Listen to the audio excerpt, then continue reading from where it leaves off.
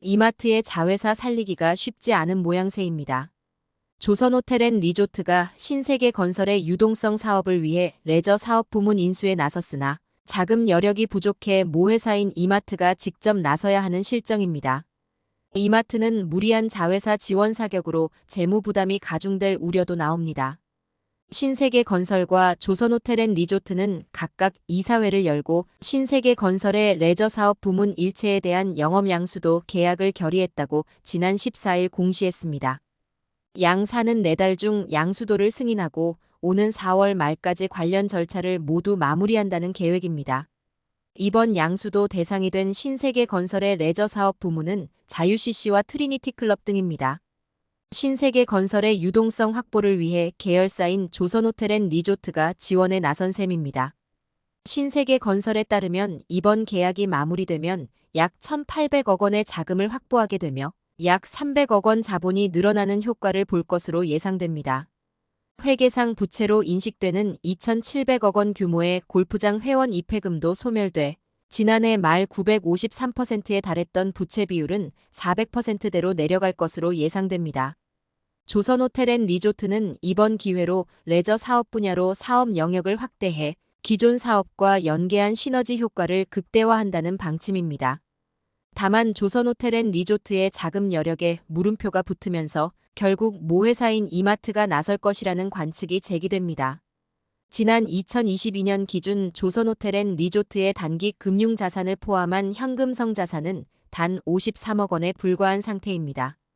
게다가 작년에는 현금이 부족한 와중에 1년 내 상환해야 하는 부채 부담도 상당했을 것으로 분석됩니다.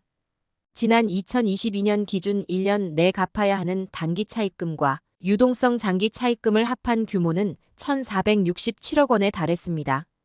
조선호텔앤리조트가 보유한 현금에 비해 상환 여력이 턱없이 부족한 실정이었습니다.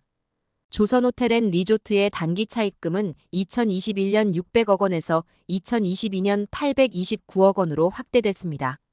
결과적으로 자금 여력이 부족한 조선호텔앤리조트가 1,800억 원에 달하는 신세계건설의 레저 사업을 인수하기 위해서는 이마트가 나서야 한다는 의견이 나옵니다. 이마트의 체력은 충분합니다. 지난해 말 연결 기준 이마트의 단기 금융자산을 포함한 현금성 자산은 약 2조 4천억 원에 달합니다. 다만 자회사 지원으로 인해 이마트의 재무 부담이 가중될 수 있다는 우려가 나옵니다. 이마트는 지난 2021년 이베이코리아 인수에 약 3조 4천억 원으로 대규모 자금을 투자하면서 재무 여건이 악화되는 추세입니다. 이마트의 연결 기준 총 차입금은 이베이코리아 인수 이전인 2020년 말 6조 1,677억 원에서 지난해 말 기준 7조 8천억 원으로 늘어났습니다. 같은 기간 부채 비율도 112%에서 141.7%로 확대됐습니다.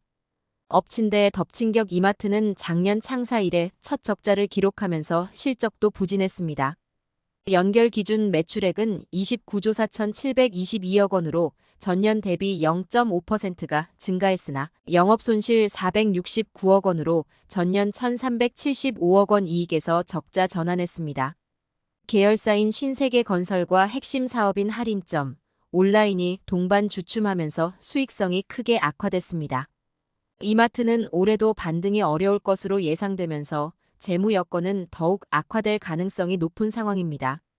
한국신용평가는 지난해 12월 신용등급을 AA 안정적에서 AA 부정적으로 변경하기도 했습니다. 한신평은 이마트의 신용등급 하락에 대해 이익 창출력 약화, 투자자금 소요 증가로 재무부담 확대, 향후 현금 흐름 개선이 쉽지 않을 전망 등을 주 요인으로 내세웠습니다. 신세계그룹은 이번 사업 조정에 대해 필요시 그룹 차원의 다각적인 추가 지원도 검토한다는 방침입니다. 우선 조선호텔앤리조트는 레저 사업 부문 양수 자금을 금융권 등을 통해 조달하겠다는 계획입니다.